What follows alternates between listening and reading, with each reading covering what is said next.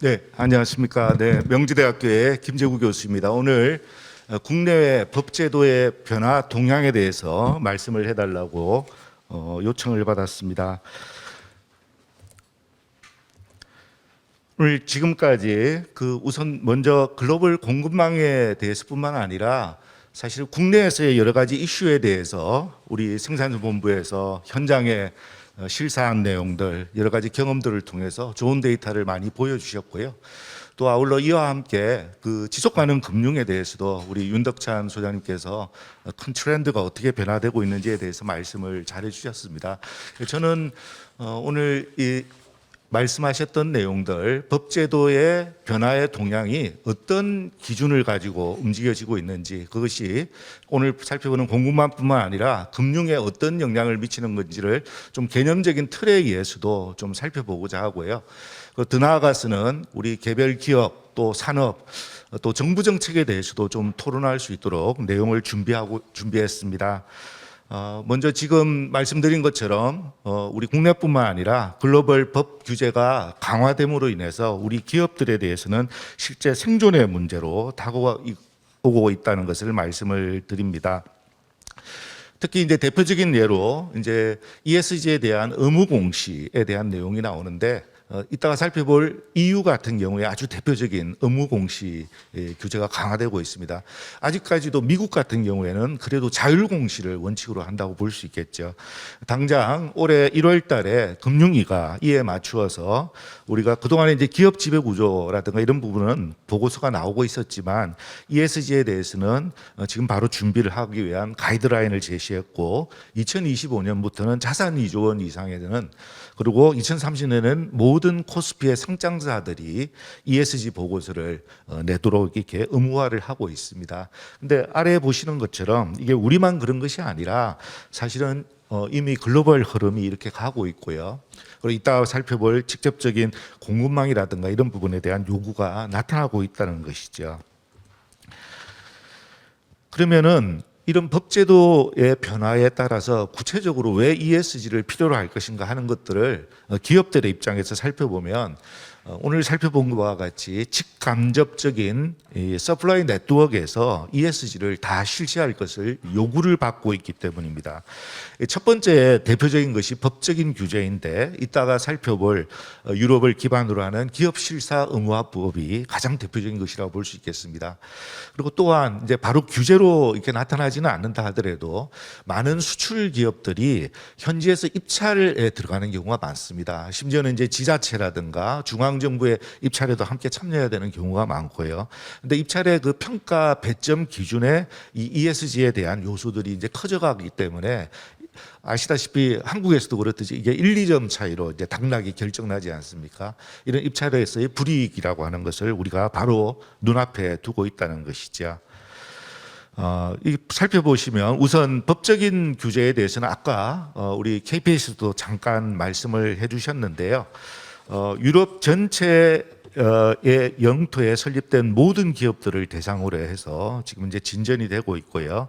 그 내용을 보시면은 적용 대상도 이제 점점 커져가고 있는데 조금 있다가 이제 내용을 좀 더 살펴보겠습니다. 뿐만 아니라 여러 가지 처벌과 제재가 따르고요. 벌금뿐만 아니라 아까도 말씀드린 특히 이제 공공조달 이런 부분에 대해서는 앞으로 참여하는 것들을 배제하겠다라고 하는 이런 내용까지 자격을 박탈하겠다는 것이죠. 뿐만 아니라 민사 책임에 대한 이런 우려가 리스크가 굉장히 커져가고 있다는 것을 알 수가 있습니다. 그러면 그 이유를 중심으로 해서 제가 아까 말씀드린 대로 왜 이 사람들이 이렇게 규제를 강화하고 있는가 하는 배경을 좀 더 살펴보면 기본적으로 EU는 지속 가능 개발이라고 하는 것들을 자기 정책의 모든 핵심 원칙으로 이미 자리를 잡고 있습니다. 그렇기 때문에 지속 가능성이라고 하는 것을 최우선적으로 반영해서 내외부의 정책을 수립하고 구체적으로는 유엔의 SDG 목표 이런 것들을 채택하고 있는 것이죠. 구체적으로 실제로 그 규제를 해나가는 가는 첫 출발이 그 EU의 텍소노미라고 하는 것입니다. 우리 분류 체계라고 하는 이름으로 얘기를 하고 있는데요. 이 분류 체계에서부터 시작을 해서 기업의 소위 이따가 살펴볼 그린 텍소노미 같으면 친환경적 행위라는 게 무엇인가 하는 것들을 아예 규정을 하고 들어갑니다. 그 규정을 우선 한 다음에 그다음에 그 표준에 의해서 의무 공시를 하도록 하고 있고요. 그리고 그 공시대로 제대로 되고 있는 것인지에 대해서 실사를 하는 이런 과정을 갖고 있습니다. 그리고 또 다른 한쪽 날개로는 조금 전에 말씀드렸던 그 지속 가능 금융이 있지 않습니까? 실제로 이런 기업의 소위 지속 가능 경영을 지원하는 이런 활동들에 따른 금융이 제대로 도입될 수 있도록 활성화될 수 있도록 뒷받침을 하고 있고, 예를 들어 이제 서스테이너블 워싱이랄까요? 이게 뭐 구체적으로 이제 그린 워싱, 소셜 워싱 이런 것들이 될 수 있는 분야에 대해서 촘촘하게 규제하기 위해서 아까 잠깐 얘기 나온 SFDR이라고 하는 뒤에 자세하게 설명이 나옵니다. 다시 정리하면 먼저 첫 번째는 EU 텍소노미라고 하는 그 분류 체계를 통해서 기준을 정하고 거기에 따라서 의무 공시하고 그것이 제대로 되는지 실사를 하고 또 한쪽 날개로는 금융이라고 하는 것으로 이것을 지원하는 이런 형태의 모습을 보여주고 있다는 것이죠. 첫 번째 보여드리는 것이 EU의 텍소노미인데 그린 텍소노미입니다. 소셜 텍소노미는 지금 준비 중에 있어서 곧바로 이제 아마 올해 안에 발표될 것으로 예정이 되고 있는데 이제 녹색 분류, 이제 그린에 관한 내용이기 때문에 참조해 주시고요. 구체적으로 보면 이제 환경 목표에 대한 내용이 나와 있고 이거는 이제 환경에 대한 부분이기 때문에 주로 기후 변화, 그다음에 수자원, 해양 자원, 순환 경제 이런 내용이 나오고요. 앞으로 이제 또 큰 파도로 이제 다가올 게 바이오다이버시티, 생물 다양성에 대해서 굉장히 강조를 하고 있습니다.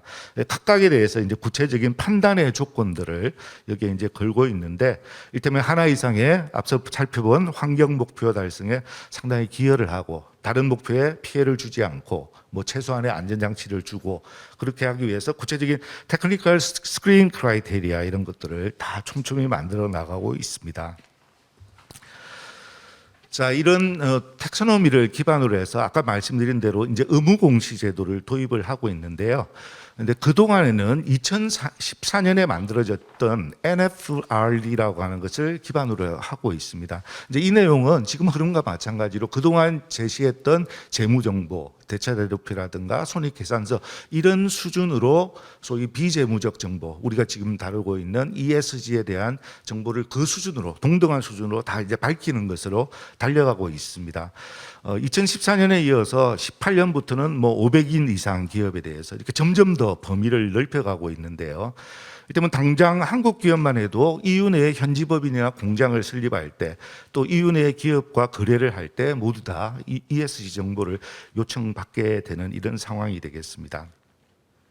그리고 이것에 대해서 이제 실제로 되고 있는지 공급망 실사 규정이 나타나고 있는데 그 전에 이미 사실은 유엔의 지침이라든가 OECD의 멀티내셔널 그 컴퍼니들에 대한 가이드라인 이런 것들이 있었습니다. 이제 최근에 OECD가 다시 이거를 검토해서 곧 발표할 예정인데요.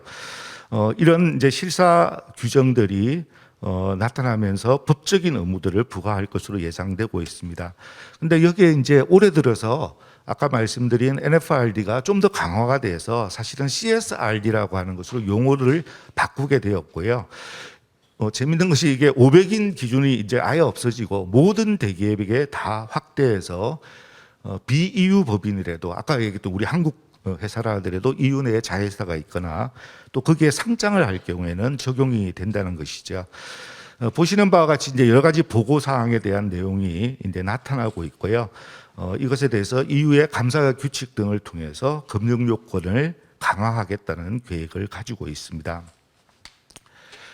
아까 말씀드린 대로 또 하나의 이제 큰 축이 사실은 그 SFDR이라고 하는 지속 가능 금융 규제인데요. 그동안에도 지속 가능 금융에 대해서 특히 이제 영국뿐만 아니라 EU를 중심으로 해서 활발한 활동들이 있어 왔었습니다. 근데 최근에 이제 ESG 이제 파고가 커짐에 따라서 한편은 이제 소위 워싱에 대한 이런 우려들이 특히 이제 그린 워싱에 대한 우려들이 지속 가능성을 오히려 해치는 요소로 나타날 수 있겠다. 그래서 공시 의무 대상을 연기금뿐만 아니라 은행, 보험, 자산운용사와 같은 금융회사로 전체를 확대해 나가고 있습니다.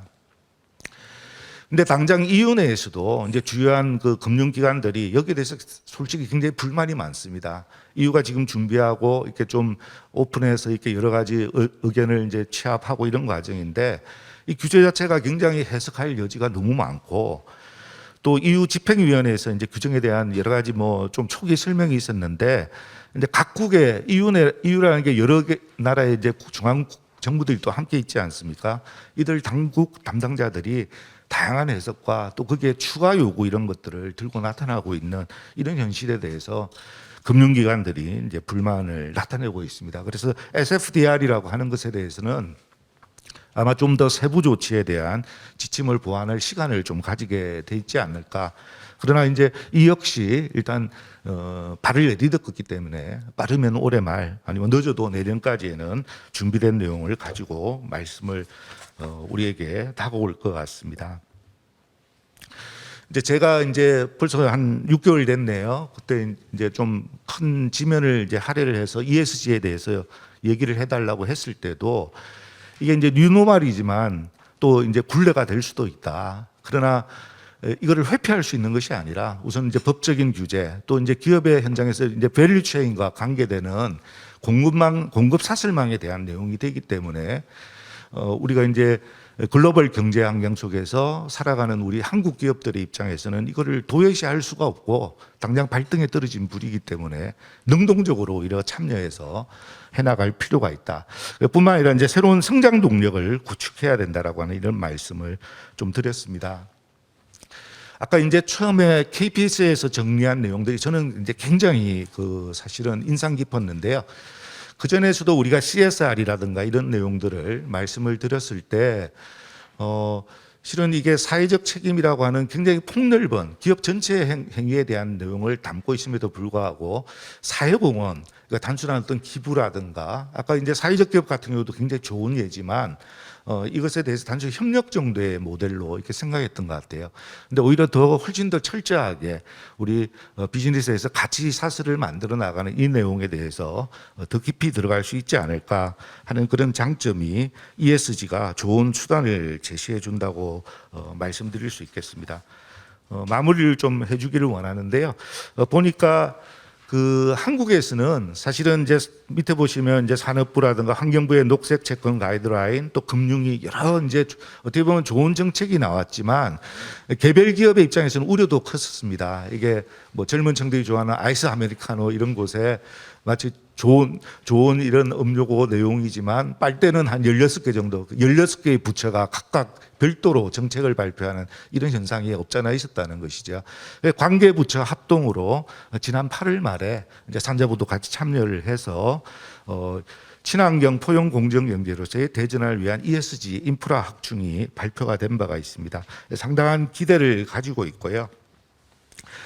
저는 앞으로 이제 이 과거 지금 뭐 반도체 수급에 대해서도 문제를 가지고 어려움이 있지만 바로 이런 지속 가능 경영에 ESG에 부합하지 않은 부합하지 않은 부품으로 인해서 한국 기업들이 굉장히 이제 어려움에 처할 수도 있다. 사전에 이제 정부가 함께 이런 정책에 대해서 논의를 할 뿐만 아니라 기업과 협력을 해서 혁신 생태계를 만들 수 있는 이런 방안으로 이것을 뒷받침할 필요가 있다고 생각합니다.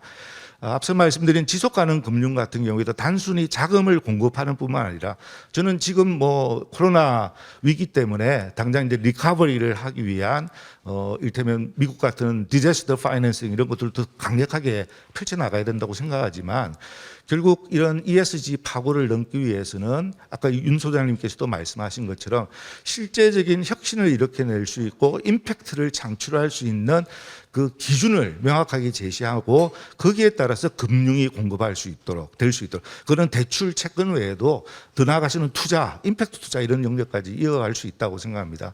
이런 큰 플랜을 가지고 이제 새로운 뉴노멀을 만들어 나갈 것이 필요하다고 보겠습니다. 마무리를 해야 되기 때문에 한 말씀만 드리면은 장기적으로는 결국 이런 내용을 통해서 이 자리에 함께 계신 대기업뿐만 아니라 중소기업들이 산업별, 지역별로 새로운 혁신 생태계, 즉 가치 생태계를 만들 필요가 있다고 생각하는데 잘 아시는 파타고니아 같은 경우에는 R&D라든가 제조 생산 또 유통, 마케팅에 이르기까지 밸류체인상의 이해관계자들의 가치 창출을 함께 만들어 나가기 위해서 노력을 하고 있습니다. 앞서 이제 로레알 같은 화장품 기업이죠. 전략적 공급자를 선정할 때 CSR 원칙을 반영하고 있고요. 유틸리티 분야의 ABB 같은 경우에도 고객사의 역량 구축을 위해서 다양한 서비스를 제공하고 있습니다. 이런 이제 밸류 체인들을 전략적으로 활용하는 이런 과정을 통해서 경쟁력을 높이는 것은 물론이고 우리 기업과 사회의 지속 가능성을 높여 나갈 수 있다고 생각합니다. 그 ESG라고 하는 것이 실제로 이렇게 우리의 토양을 변화시킬 수 있고 기업이 더 나은 성과를 낼 수 있는 그런 수단으로서 더 활발하게 펼쳐지기를 원합니다. 간략하게 우선 좀 말씀을 정리를 하고 이따가 토론 시간에 좀 더 함께 얘기 나누도록 하겠습니다. 대단히 감사합니다. 고맙습니다.